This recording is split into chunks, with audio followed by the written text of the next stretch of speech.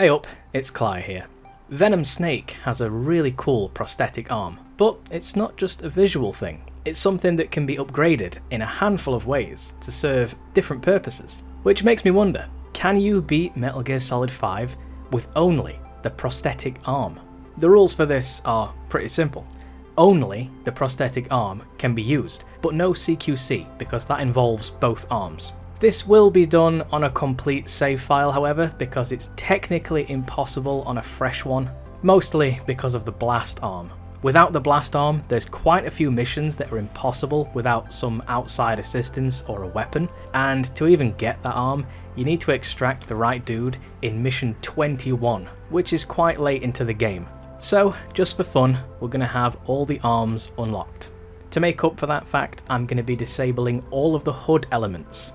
I'll also be disabling reflex mode, and I'm not going to use any buddies or air support. For extra fun, I'll also not be using the Fulton extraction, apart from one time where it's mandatory. And for extra fun, I'll also be doing this while naked. This should be a fun one. If we exclude the prologue, like we always do because of the man on fire, then the first mission is to rescue Kaz. D-Horse is here by default, so this is the first and last time we're going to have a buddy with us. Sorry, DD.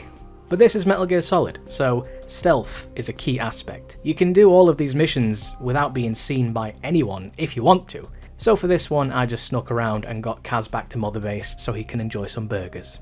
The Mother Base tutorial, however, requires you to knock some people out, so I just did some fisting and some Fultoning. And that is the first and last time I'll be using the Fulton as well.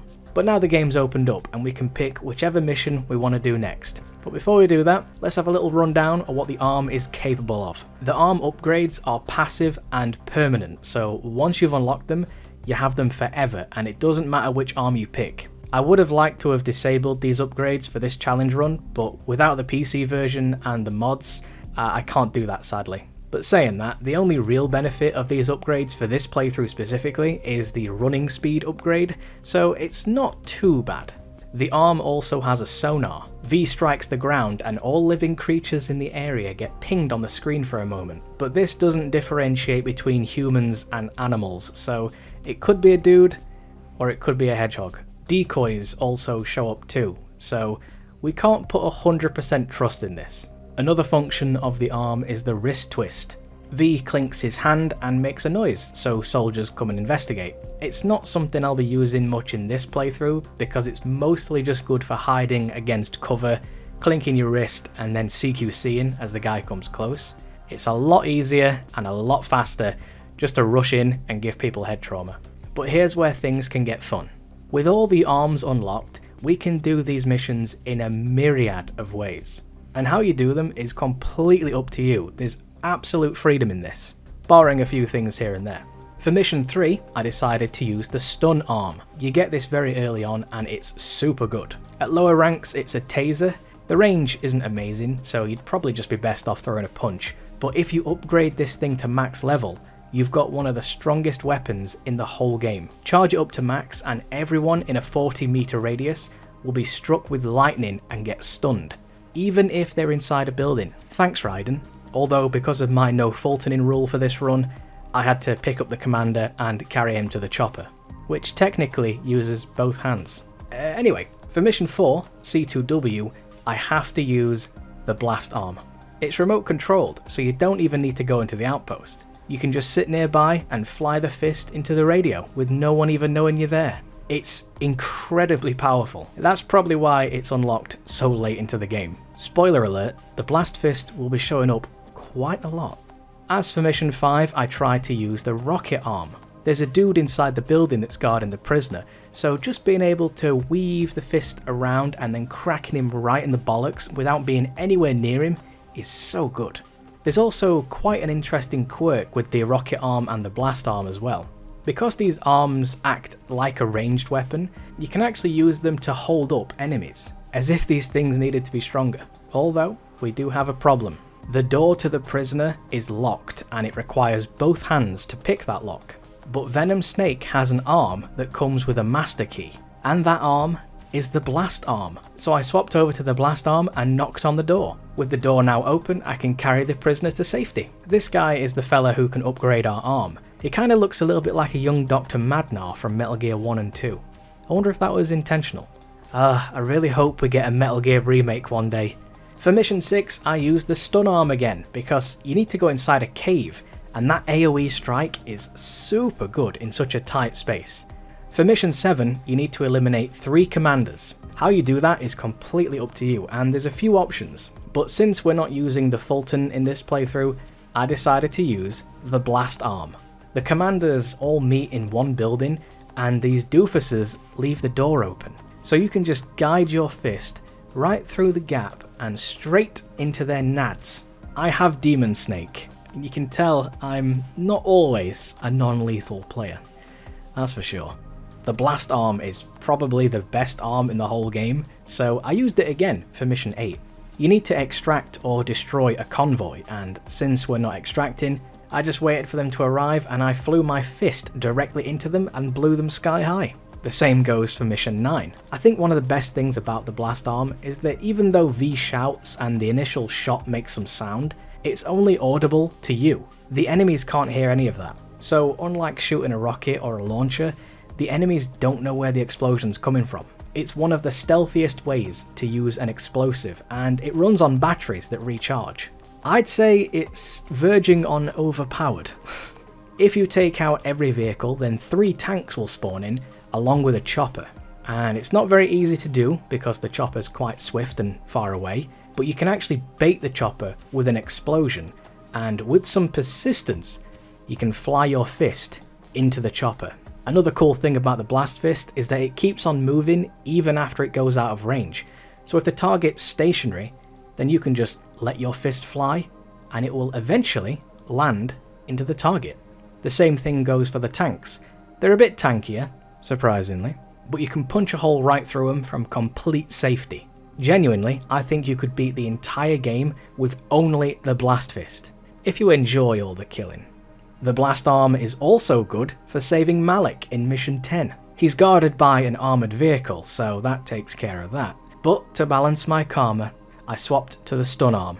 I ran to the road that the transport takes and charged that thing to max, and when they passed me, I struck them with lightning. It's situations like this where I think a Fulton arm would be quite interesting. There were some arms cut from the game, and I'm wondering if the PC version adds them back in with mods. I bet there's all sorts of stuff on the PC version. Maybe I'll have to give it a go one day. As for Quiet, well, we know that V and Quiet have a little bit of a thing going on, and this is the last time we're going to see her for quite a long time, so I had to get up close and personal. You only need to fist her twice with the running strike, so I got in close and I gave her some ASM arm. That was terrible. But what about Sahelanthropus in Mission 12? Yeah, we can bonk our fist into its metal rear, but it's impossible to destroy at this point regardless of what weapon you use. You can stun it, but that's as far as it goes. And what's even worse is that you have to use the minigun on the side of the chopper to stop the charge attack. We've had some discussions about this in the comments of previous challenges, and I've done a lot of testing myself, but to no avail. I can't find any footage or any other methods of skipping this part without mods. So, like every other weapon limitation challenge, fission mailed. But I'm going to keep playing anyway, because I love this game. Right after Sahelanthropus we have Mission 13, Pitch Dark, a mission where the blast arm is mandatory once again. I feel like my karma has been balanced enough by saving so many people, so I gave the soldiers a mind-blowing experience. I then knocked on the door, quite loudly, turned the machine off with my right hand. Wow. Well, this is a cutscene, so you can skip it, and then we can just pretend that we used our left hand. It's a shame they don't let you blow this thing up before you activate the cutscene. Now from here, we can just fly our fist over the fence and straight into the tank. You know, initially, it might seem like limiting yourself to just using the hands would be a big hindrance, but evidently, it's not that bad. It's actually perfectly viable, and a lot of fun, I have to say. I think that's one of the reasons why I love Metal Gear Solid 5 so much. It's the sandbox nature of it. It's what makes replays so interesting. You know, barring a few mandatory things, you're basically free to do things however you see fit. While we have some downtime here, since the next couple of missions are just to carry people to choppers, I have some Metal Gear questions that have bugged me for a while, and while there's probably no right or wrong answers for these because of the fact that Metal Gear Solid 5 is unfinished and Metal Gear 1 and 2 are very bare bones in terms of story detail, along with retcons and stuff, but I've always wondered, why did Big Boss return to Foxhound and train Solid Snake? Obviously the story wasn't as fleshed out back then and the characters weren't fully realised, but it seems strange to me that Big Boss left Foxhound and started his own stuff, but then he came back to a country he had no love for and trained someone he wanted nothing to do with. Especially considering Big Boss had lost all trust in Kaz after Peace Walker, and Kaz was also a part of Foxhound and guided Solid Snake. I like to look up what people are saying about Metal Gear Solid sometimes because I'm just that sad. But some people have theorised that it may have been Venom Snake who helped train Solid Snake rather than the real Big Boss, which could explain why Kaz also worked for Foxhound. Venom Snake was possibly acting as a spy to relay information back to the real Big Boss so he could stage Operation Intrude N313. I don't know, I don't think so personally, but it's interesting to think about these things. Mostly because we'll likely never get a real answer, so it's completely down to us to craft our own versions of the story. Unless I'm missing something, which is entirely possible. Let me know what you think, or maybe you have the actual answer. Another one I'd love to explore would be, did Big Boss or Venom Snake ever meet Solidus? That guy was operating in Africa at the same time as Big Boss and V, so surely they'd have heard something about him considering he trained child soldiers and looked exactly like Big Boss. I think that could make for quite an interesting plot point in the lead up to Outer Heaven, especially since Big Boss would eventually start to train child soldiers himself. Maybe he got the idea from Solidus. So many questions and likely no answers. Anyway, enough of my rambling, it's time to fight some skulls in Mission 16, Traitor's Caravan. Using the blast arm isn't a particularly great way to deal with these guys because the damage is fairly low, so it takes a long time, but if you sit on the roof then you're far less likely to be hit. Pro tip. I ran out of battery towards the end, so I had to go and finish the last guy off manually. Although, we do have to use both hands to drive the truck. Personally, I think this is fine, mostly because it's just Snake being a responsible driver and keeping both hands on the wheel. I wouldn't want to encourage any dangerous driving. Everything else we're doing is completely fine though. Mission 18, Blood Runs Deep, is always a good one. There's a locked door where the kids are, so I had to use the blast arm to get through. Although, because we are trying to save innocent children here, I didn't want them to see any more violence. So I swapped over to the non-lethal rocket arm. I then knocked all the kids out, swapped back to the blast arm so I could blow all the soldiers up, and that way I can bring the chopper closer to us and I can carry the kids to safety without any of them ever seeing any more horrors of war. If you think about it, I'm actually a hero. I could have also used the blast arm to hit the tank in Mission 20 so that Volgin falls into the pool, but I'd used the blast arm too much, and there's a method to beat Volgin that is barely mentioned, so I want to show it here. If you run to the top of the area and get in a car, he'll spawn in front of you and you can just drive into him and knock him off the cliff. Just be careful you don't drive off with him. I know that's not very fisty, but I don't really know where else I could include this strat, and it's a really fun one. There's a long stretch of missions after this that can be completed in loads of ways. The arms give you a lot of flexibility and it's genuinely impressive as to what's possible with just the left hand. But I hadn't used the Hand of Jehuti during this, so I thought I'd give it a go for Mission 26. You just need to take out one dude specifically, and the Jehuti can snatch people from a distance, which is kinda cool, but because of my left arm only rule, I had to keep snatching him back and then do a running strike to take him down, rather than use CQC. I don't know, I found this arm underwhelming. It's good in PvP, but I don't do that stuff.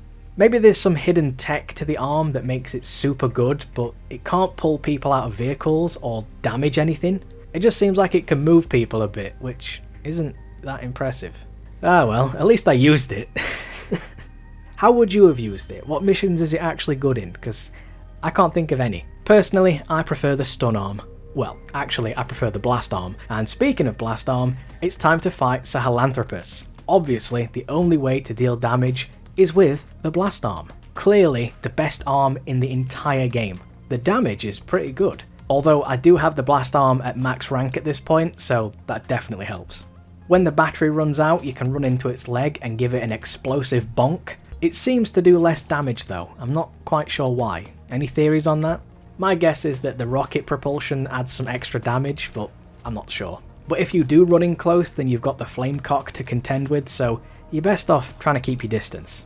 P-Quad shows up every so often to give us a hand, and that's something you can't control sadly, but I do appreciate the assistance. Even at max rank, the battery was running out quite a lot, and I'm not sure if this is placebo or not, probably is, but running around in the sun seems to make the battery charge faster. Is that a fact? Does it actually work that way? Or is it just one of those things that we do because we feel like it should work? Seems to work for me, so I kept on doing it. Another weird quirk for the arms though is that when the game goes slow-mo for Psycho Mantis, you can't control the arm. It slid right past his little breadstick legs and Sahelanthropus was able to hit me with a fully charged railgun, although I somehow survived the attack. It's not very often that I see that happen when you're not wearing any gear. I ran out of battery at the end and decided I just had to rush in and fist him. It was all or nothing. And with one final charge, I took down Metal Gear Sahelanthropus with only my fist. And that's chapter 1 complete, which for me is the end of the challenge. C2W subsistence can't be done without a weapon, mission 35 requires Fulton, as does mission 49, so for this specific version of the challenge it's impossible. And of course we have Shining Lights Even in Death, which is a mission that requires you to shoot people. It's a crucial story point and there's no way to avoid the kills. If they let you bring the blast arm into here then it wouldn't be so bad, but sadly they don't allow for that. It's all Huey's fault anyway, I blame him. I'm glad he drowned. But you know, besides those 4 missions, the rest of chapter 2 can be done with just the arms. Because most of them are repeat missions anyway, so if you could do them with just the arms on the regular version, you can do them on the alternate version as well. And the unique chapter 2 missions are really short and can be done in just a couple of minutes. I actually prefer to just use the arms in the majority of these missions anyway, even on a regular playthrough. A lot of the enemies at this point are wearing armour, but the arms don't give 2 shits. Genuinely, the arms are amazing, and if you've never messed around with them, please give them a go the next time you play. I think you'll be pleasantly surprised. So, can you beat Metal Gear Solid 5 The Phantom Pain with only the prosthetic arm? Absolutely. Well, if you start with the blast arm, then yeah, but without that, I'm not too sure. And there's obviously those handful of missions that require other stuff, but if we ignore all that, yes, you can. The versatility of the arm is amazing. If you want to play non-lethally, you've got plenty of options and lots of ways to get creative. And if you want to play lethally, then the blast arm is probably one of the strongest weapons in the whole game. Thank you so much for watching, I hope you enjoyed it. Please let me know if you've got any other challenge run ideas you'd like to see. Please do leave a like if you like and subscribe if you want to, and as always, take care.